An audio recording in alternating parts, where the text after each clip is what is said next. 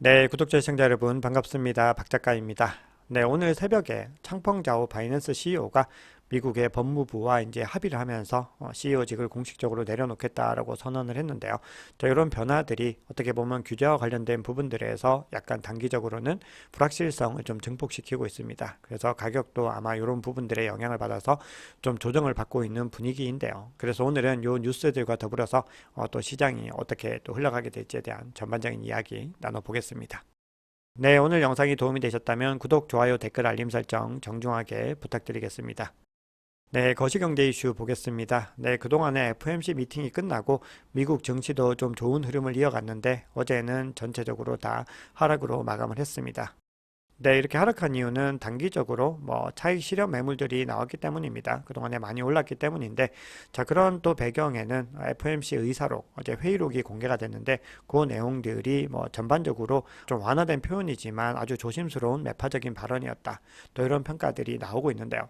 자, 지금 보시면은 지금 FOMC 의사록에서 모든 연준 위원들이 인플레이션 둔화가 좌초될 경우에만 금리를 신중하게 올리겠다라고 하는데 동의를 했다라고 합니다. 그러니까 이제 금리 인상은 정말 지표에 의해서 신중하게 결정할 거다라는 거죠. 그래서 지금 FOMC 내부에서 추가 금리 인상을 지지하는 분위기는 완전히 이제 사라지고 있고 금리를 안정적으로 유지하는 분위기로 바뀌었다라는 거죠. 이게 이제 외신들의 공통적인 해석인데 그래서 지금 관건은 이 현행 기준금리 지금 굉장히 높아져 있는 이 금리를 얼마나 오랫동안 유지할 것인가 거기에 초점이 맞춰지고 있습니다.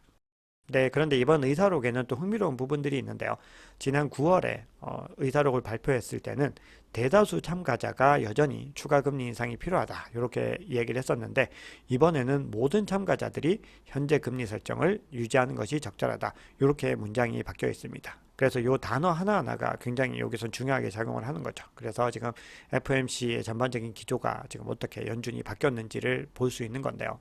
네, 그리고 이렇게 기조들이 변화하는 거는 지금 연준의 어떤 셈법들, 속내가 굉장히 복잡하다라는 걸 의미하는 것이기도 하거든요. 지금 연준 위원들은 여전히 인플레이션 재점화를 우려를 하고 있습니다. 이게 쉽게 잡힐 만큼 그렇게 낮은 수준이 아닌 거죠. 여전히 절대적으로는 굉장히 높은 수준을 유지를 하고 있는데 그럼에도 계속해서 본인들이 긴축을 밀어붙였을 때는 이 경제 전망을 손상시키는 것에 대한 우려감들이 있다는 겁니다. 그래서 FOMC 위원들은 경제에 대한 위험들을 더 양면적으로 만든 이 상충되는 경제 신호와 씨름하는 것으로 나타났다. 이렇게 표현을 하고 있습니다. 그래서 결국은 지금 더 압박을 했을 때 경기라든지 일자리 같은 것들, 고용에 대한 문제들이 생겨날 수 있기 때문에 지금 어쩔 수 없이 완급 조절을 한다라는 것으로 해석할 수 있거든요. 그래서 현 시점에서 이제 정말 특이하게 물가가 갑자기 말도 안 되는 어떤 악재들에 의해서 급등하지 않는 이상은 계속해서 유지하는 것이 사실상 확정적이다. 이렇게 볼 수가 있습니다. 그럼에도 패드와치에서는 오히려 트레이더들은 여전히 압도적으로 금리 동결이 절대적으로 좀 높은 수치이지만 금리 인상의 가능성도 있다는 쪽으로 약간은 표심이 갈리는 모습들도 확인할 수 있습니다. 네, 그러면 비트코인 차트 보겠습니다. 네, 어제 비트코인은 좀 크게 장대 연봉을 그리면서 조정을 좀 겪었습니다.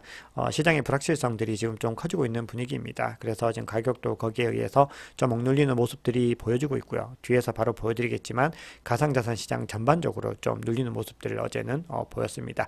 그래서 지금 굉장히 좀 중요한 가격대 구간에 와 있는데요. 지금 계속해서 이 37.9에서 38K 사이에 이 저항 구간을 뚫기 위해서 계속해서 시도를 하다가 지금 하회를 했는데 현재 뒤에서 보여드리겠지만 이제 4시간 봉으로 봤을 때는 이 헤드앤숄더 패턴들도 지금 관찰이 되고 있거든요. 그래서 그 끝자락이 이제 어디까지 이제 닿아서 하회를 할지는 모르겠지만 어쨌든 지금 시점에서는 굉장히 중요한 지지 구간에 와 있습니다. 지금 36K에서 다행히 장이 바뀌면서 약간 반등하는 움직임들을 보이고 있는데 이 35.9K라고 하는 이 가격대를 잘 유지를 하느냐 하지 못하느냐에 따라서 또 단기적으로는 가격 추세들이 조금 더 조정을 받거나 아니면 반등하거나 결정이 될 수 있습니다. 네, 어제 시장은 전반적으로 많이 눌렸고요. 비트코인은 4%, 이더리움도 3.87%, 거의 4% 가까이 하락을 했습니다. 자, 그리고 어제 바이낸스의 CEO 창펑자오가 사퇴를 하면서 지금 바이낸스 코인이 지금 가장 크게 지금 마이너스 10% 이상 지금 하락하는 모습들을 보였는데 다른 주요 알트코인들도 좀 만만치 않게 지금 빨간불이 크게 들어와 있는 거를 볼 수가 있습니다. 자, 그래서 전체적으로 어제 시장이 눌렸다는 것들 그리고 하락을 할 때는 알트코인의 낙폭들이 더 클 수밖에 없다는 것들을 어제 상황들을 보면 또 확인할 수가 있죠. 네, 비트코인 도미넌스는 계속해서 상승의 흐름을 이어갔고요. 어제도 소폭 상승을 했는데 장이 바뀌고는 조금 하락하는 추세로 지금 전환을 하고 있는데 촬영 시점 기준으로 51.86%입니다. 네, 공포 및 탐욕 지수도 어제보다 9개당 하락한 62입니다. 자, 그럼에도 여전히 그리드를 유지하고 있습니다. 네, 그럼 12일 장표 간단하게 보겠습니다. 네, 지금 파이어 차트 보시면은 여전히 38K에 가장 굳건하게 매도벽이 있다는 거 확인할 수 있습니다. 자, 그리고 그 중간에 38.5K에 또 두텁게 형성이 되어 있습니다. 그래서 이 두 구간이 중요하게 작용을 하고 있고요. 39K는 지금 현재는 좀 옅어진 모습입니다. 자, 그런데 지금 보시면은 37.5K 부근에 지금 굉장히 또 두텁게 하나 매도벽이 형성이 될 기미를 보이고 있습니다. 그래서 지금 가격대가 굉장히 많이 지금 내려가서 지금 36K까지 거의 내려가 있는데 처음으로 이제 맞닥뜨리는 중요한 저항 구간이 요 구간이 될 가능성들이 생겨난 거죠. 자, 그럼 매수벽 같은 경우는 지금 35K에 여전히 가장 굳건하게 형성이 되어 있고, 그리고 보시면은 요 36K 바로 하단 정도로 해서도 형성이 되어 있는 걸 확인할 수 있습니다. 네, 그래서 현재 이 36K라는 가격 구간을 어떻게 지켜내느냐, 그 부분 함께 지켜보겠습니다. 자, 그럼 고래들의 움직임 한번 보겠습니다. 가장 큰 규모의 갈색 고래는 요 구간에서 일정 부분 물량을 들어갔습니다. 그래서 아마도 요 구간 반등이 좀 약간의 시차가 있지만 아마도 요 영향들이 있었던 것 같고요. 그리고 같은 구간 동안에 좀 비슷한 시차로 지금 두 번째 큰 보라색 고래도 물량을 넣는 모습들을 보였는데, 요 구간부터는 일제히 다 던지는 모습을 보이고 있습니다. 그런데 가장 큰 규모의 고래는 계속해서 지금 홀딩을 하면서 시장을 관망하고 있습니다. 그래서 지금 이 CBD 차트에서는 가장 큰 규모의 고래가 지금 물량을 뱉어내지 않고 있는 부분들은 좀 중요한 부분으로 확인할 수가 있습니다.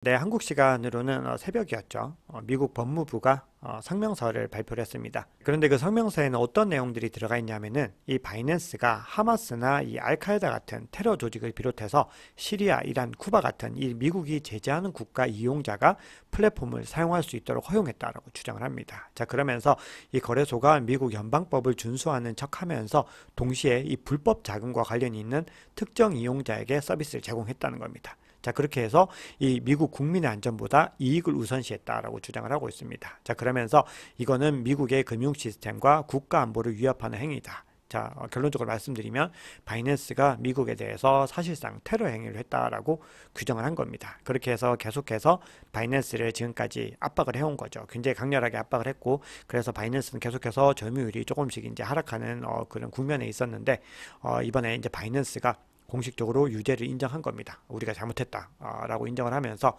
지금 43억 달러 이상의 벌금을 지불하는데 동의를 했습니다. 요거는 한화로는 5조 5천억 원 이상의 금액인데, 지금 어떤 특정한 기업이 미국 정부로부터 받은 벌금 중에서 거의 가장 큰 벌금 중에 하나로 지금 기록이 됐습니다. 그런데 여기서 이제 주목해야 되는 부분들이, 이제 법무부와 합의를 했는데 지금 또 하나 추가적으로 전해진 소식들이 있는데, 지금 전체적인 어떤 정황들이 미국을 중심으로 한 암호화폐 어떤 패권의 형성들과 미국 내에서도 어떤 기관들의 균형들이 좀 변화하고 있는 조짐들이 보이고 있는데요.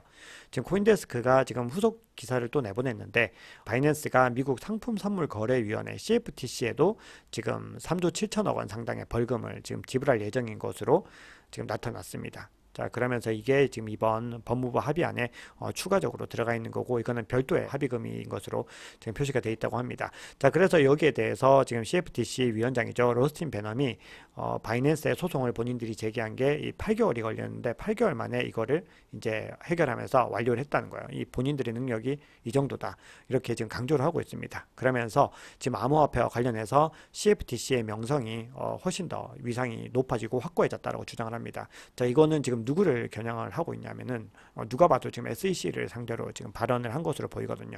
그래서 지금 밥그릇 싸움에서 CFTC가 암호화폐에 대한 어떤 주도권을 가지고 올 것이다라는 의지를 보여준 것으로 해석을 할 수가 있죠.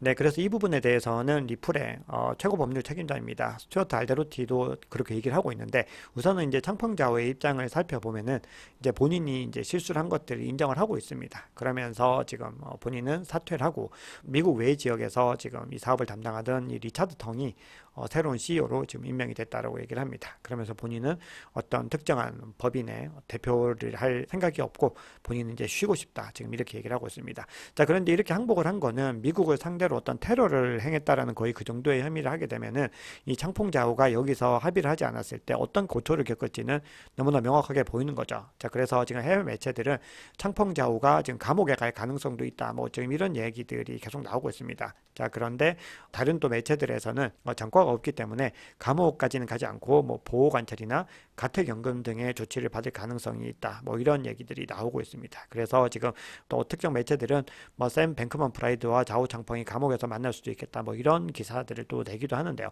그럴 가능성은 일단은 현 시점에서는 조금 높지 않은 것으로 일단 합의가 이루어졌기 때문에 이렇게 보고 있습니다. 네, 그래서 이번 사태로 인해서요, 지금 바이낸스는 미국에서는 완전한 이제 탈퇴를 선언한 겁니다. 완전하게 이제 물러나는 거고요. 지금 거래소의 어떤 제재 준수 프로그램을 감독할 이 모니터를 5년 동안 지금 하는 것으로 지금 나오고 있는데 또 다른 매체들에서는 3년 동안 이제 감시 감독을 하게 된다고 돼 있더라고요. 그래서 해당 기간 동안에는 미국 재무부가 이 바이낸스의 기록과 시스템에 접근할 수가 있습니다. 네, 그런데 이 상황에 대해서 지금 방금 간단하게 언급드렸지만 이 리플의 최고 법률 책임자인 스튜어트 알데로티는 또 어떻게 얘기를 하고 있냐면은 지금 이 바이낸스에 대한 문제 해결은 암호화폐 산업의 법률 준수 등을 위해서 굉장히 필요한 단계다. 이렇게 얘기를 하고 있습니다. 그래서 이것은 반드시 한 번에 해결해야 될 문제다라는 건데 여기서 이제 중요한 게 미국 법무부의 성명서에서 바이낸스가 증권법을 위반했다라는 언급은 일절 없었다라는 것들을 강조하고 있습니다. 그리고 이제 플랫폼에서 거래되는 자산이 증권이다라는 식의 발언도 전혀 하지 않았다는 거죠. 자, 그러면서 지금 법무부의 입장에 함께 등장한 게 재무부와 CFTC였다는 거죠. 그러면서 SEC는 성명서에서 완전히 제외가 됐다는 겁니다. 그래서 이제 여기에 대해서 SEC가 전 세계적으로는 물론이고 미국 정부 내에서도 이 아웃라이어, 일반적인 범위를 뛰어넘는 것으로 굉장히 본인들 월권을 행하는 것으로 지금 평가된다는 증거라고 합니다. 자, 그러면서 지금 이 속좁은 이 SEC의 게리 겐슬러가 이 상황이 이렇게 되니까 마치 심술궂은 어린아이처럼 지금 크라켄을 갑자기 기소를 했다라는 거예요. 그래서 지금 전체적인 미국 내의 분위기도 SEC가 계속해서 배제되는 것 같다. 이렇게 주장을 하고 있습니다. 네, 여기에 대해서 마지막으로 이 브라이언 암스트롱의 어떤 입장들을 살펴보면은 본인들은 굉장히 미국의 여러 가지 규정들을 준수하기 위해서 많은 노력들을 기울여 왔다라고 주장을 하고 있습니다. 자, 그러면서 이제 바이낸스 기소에 대한 부분들에 대해서는 어떻게 얘기를 하냐 하면은 미국의 규제 명확성이 부족해서 사용자들이 바이낸스 같은 이 해외 거래소로 몰려갔던 것이다. 자, 이렇게 주장을 하고 있습니다.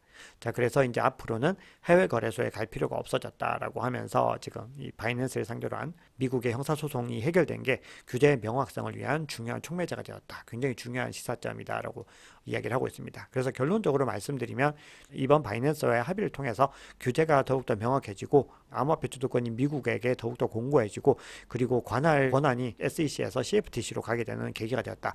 이렇게 세 가지 정도를 좀 볼 수 있을 것 같습니다. 네, 그러면 지금부터는 온체인 지표를 통해서 시장의 상황들을 좀 정확히 살펴보고요. 지금 가격에 대한 전망들 알아보겠습니다. 네, 비트코인이 올해 굉장히 많은 상승세를 이어나가고 있습니다. 그래서 지금 가격이 좀 조정되긴 했지만 거의 38K 부근까지 거의 가서 계속해서 중요한 저항 구간을 터치를 하고 있죠. 그래서 지금 이 지난 주간까지 살펴봤을 때 전체 이 공급량 중에서 무려 83.6%가 지금 수익을 내고 있다라는 것으로 지금 온체인 지표에서는 드러나고 있습니다. 그래서 요 구간까지 지금 와 있는 건데요.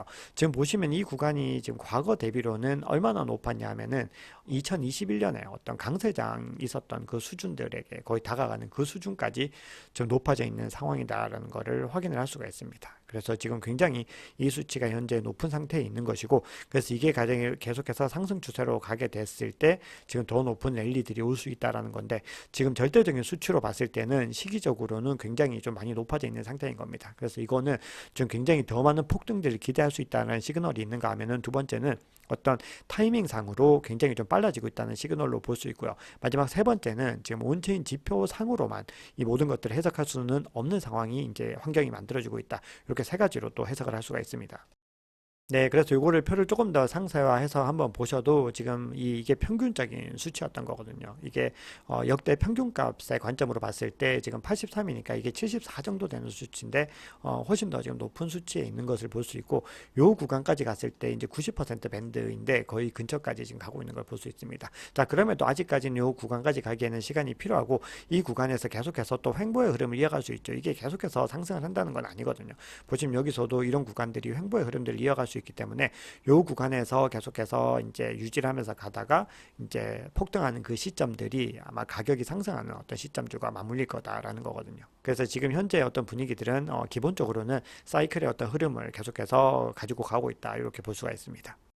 네, 그럼에도 지금 이 시점에서 굉장히 중요한 거는 계속해서 지금 투자의 축적들이 이어지고 있다는 겁니다. 근데 이 정도 구간에서 이제 올해의 구간들을 살펴보면은 계속해서 지금 매도되는 분위기들, 조금만 축적되면 매도되고, 조금 축적되면 매도되고, 이런 분위기들이 계속 형성이 됐는데, 지금 보시면은 지금 축적의 분위기들이 훨씬 더 짙어지고 더 가팔라지고 있는 것을 확인할 수 있습니다.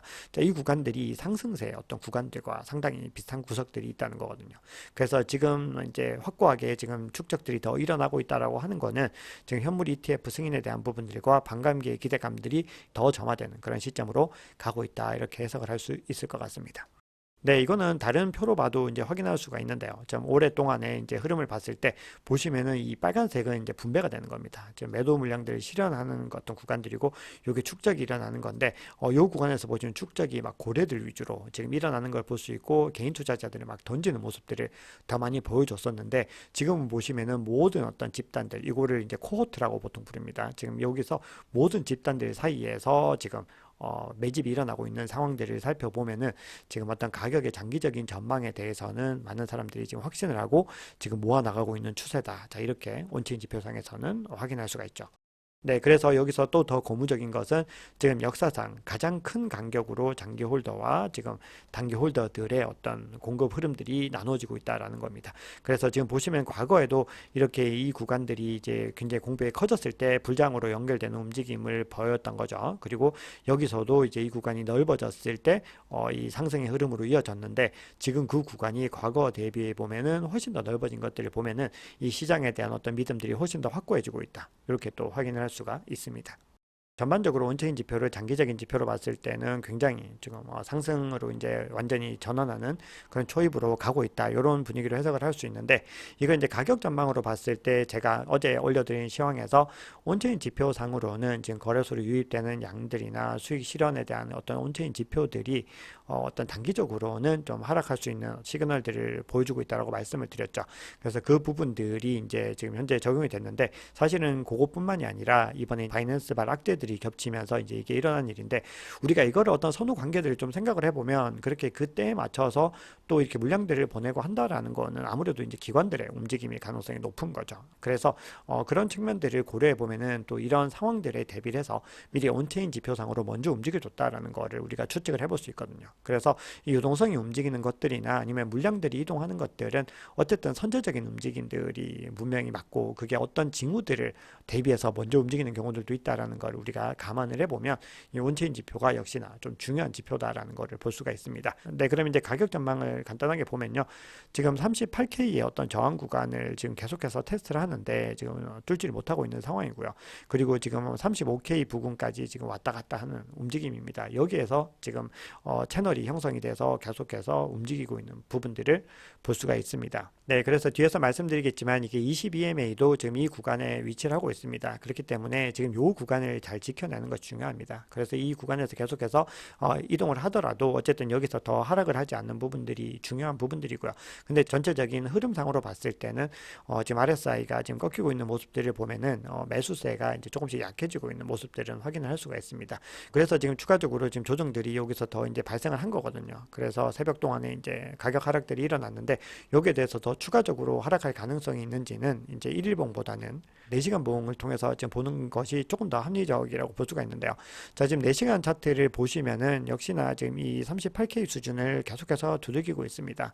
그래서 지금 가격이 굉장히 이 구간에서 지금 어떤 통합 단계에 진입을 한 것들이 보여지는데, 여기서 지금 패턴을 보면은 지금 상승 쐐기형 패턴이 형성이 되고 있습니다. 근데 이 패턴들은요, 잠재적으로는 약세 반전으로 이루어지는 경우가 많은 패턴이다라고 볼 수가 있는 거죠. 그리고 또 하나 볼 수 있는 게 지금 4시간 봉으로 봤을 때는 지금 헤드앤숄더 패턴이 형성이 되고 있는 그림들이 나오고 있다는 거거든요. 그래서 지금 현재 상황에서 특별한 호재들이 전해지지 않을 때는 조금 더 하락할 가능성은 뭐 염두에 두고 있어야 된다라는 부분들을 좀 강조를 드리겠습니다. 네, 그래서 전반적으로 지금 헤드앤숄더 패턴이 나타나고, 그리고 지금 RSI 지표 상으로 봤을 때 이제 하락 다이버전스가 오고 강세 모멘텀이 좀 약해지는 부분에서는 단기적인 되돌림들이 발생할 가능성이 있고, 자, 그렇게 됐을 때 때 이런 상황에서 가장 중요한 어떤 지원 수준의 마지노는 지금 32.3K 정도까지로 지금 예상을 할 수 있습니다. 32.3에서 4 정도가 이제 아마 되지 않을까 싶습니다. 그래서 지금 중요한 거는 여기까지 내려간다는 의미는 늘 강조드리지만 아니고 지금 여기서 지금 거의 내려가서 지금 36K 부근까지 지금 가격이 가 있는데 요 구간이 지금 가장 중요한 저항 구간입니다. 35.9K인데 요걸 지켜내느냐 지켜내지 못하느냐에 따라서 추가적인 하락이 발생할 수 있느냐 없느냐 그 여부가 결정된다 이렇게 보시면 될 것 같습니다. 네, 그리고 이제 어제 장표 다시 보여드리면, 네, 35.9K가 가장 중요한 영역이고, 이거를 이제 조금 더 세분화했을 때 34K, 그리고 32.4K 구간까지를 좀 주의를 하셔야 된다는 겁니다. 자, 그런데 여기서 또 갑자기 이제 또 호재에서 반전이 일어났을 때는, 38K까지 다시 이제 도전을 해볼 수 있는 여력들은 여전히 남아 있습니다. 지금 현재 상승세와 하락세가 굉장히 팽팽하게 균형을 맞추고 있기 때문에 이 채널상에서 계속해서 지금 횡보의 흐름들을 이어갔던 거거든요. 자, 이번에는 조금 더 이제 범위를 넓혀보겠습니다. 자, 유튜브에서 분석한 내용들인데요. 굉장히 유명한 또 암호화폐 온체인 애널리스트입니다. 이 윌리 우라고 하는 사람이 지금 비트코인 비용 기반 밀도 지도라는 거를 이제 공개를 했습니다. 네, 이 분석가는 지금 요 구간, 이 가격이 아무리 많이 내려가더라도 지금 30K 미만으로는 내려가지 않을 것 같다. 이렇게 얘기를 하고 있습니다. 그 근거로 비트코인의 어떤 비용 기반의 밀도 지도들, 그러니까 지금 여기서 이제 손익 분기점에 해당되는 구간들입니다. 그 보통 이제 어떤 정말 급박한 상황이 오지 않으면은 본인들이 이제 손해를 보고 물량을 매도하지는 않잖아요. 대부분은 익절을 하고 싶지 손절을 하는 거는 자연스러운 현상이 아니다라는 거거든요. 그래서 굉장히 많은 물량들이 몰려있는 그 구간들을 판단을 했을 때 30K가 마지노가 아닐까라고 지금 주장을 하는 의견들이 있어서 여러분들께 소개를 드려봅니다. 네, 마지막으로 이제 불리시한 가격 관점 하나만 가지고 와봤습니다. 비트코인 아카이브의 트위터에서 참고를 한 건데요. 네, 맥스 카이저라고 하는 굉장히 뛰어난 비트코이너가 있습니다. 자, 이분이 뭐 거의 100달러에서 비트코인을 담은 분으로 굉장히 유명한데요.